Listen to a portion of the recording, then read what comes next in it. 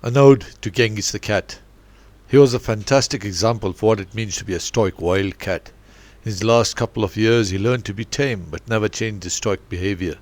The day arrived where he had to call it a day, and it was decided if maybe he could get by with some saline.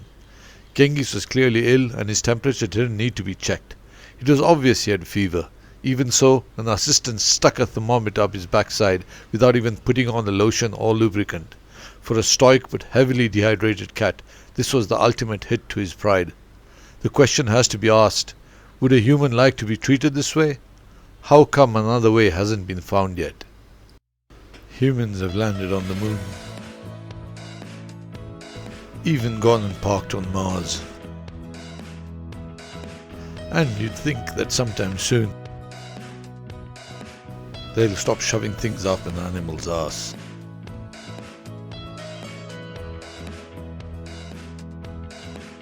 Humans have explored all the oceans,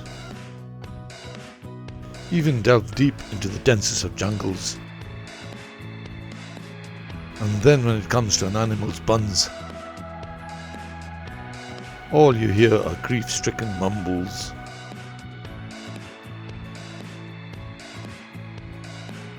There's only one thing I have to say. Can't humans find a better way?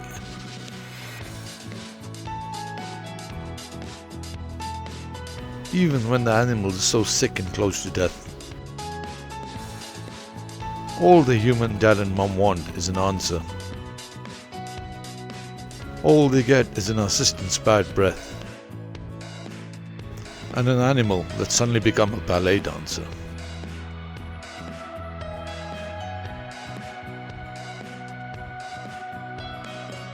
There's only one thing I have to say.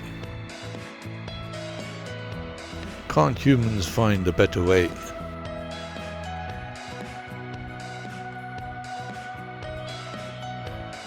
He stuck a bloody thermometer up where the sun don't shine. All you want to do is shove one up the assistant's behind. To watch him cry in agony will give you and your pets so much glee.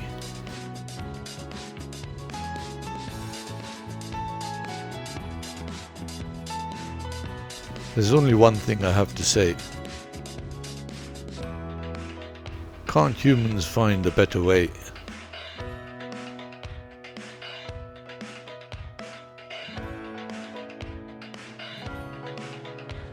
Next time you take a docile or sick animal to the vet, tell the dog assistant to take a chill pill.